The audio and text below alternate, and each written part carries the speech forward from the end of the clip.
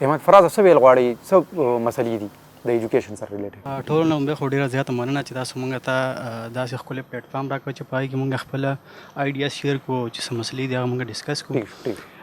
زما په خیال خو تعلیم کې مسلې ډېرې زیاتې دي د پاکستان سیسټم کې، خو زما ذهن کې چې اوس کومه مسله ده دا ده چې کوم تعلیمي نظام دی زمونږ، نو زمونږ په یونیورسټي لیول کې په بي ایس لیول کې هم زیاتره موږ ته تیوري پړاویږي، بالکل پریکټیکل ورک بالکل نشته. د هغې په وجه چې زمونږ کوم کسان ګریجویټ شو نو بیا هم هغوی سره د مخکې تلو لار نه وي.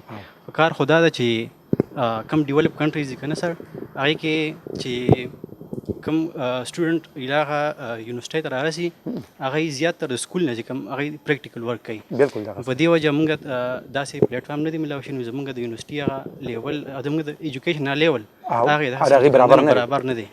نو زما په خیال خو دغه غټه بالکل دغه سره په تیوري باندې چې کوم دی ډېر زیات فوکس دی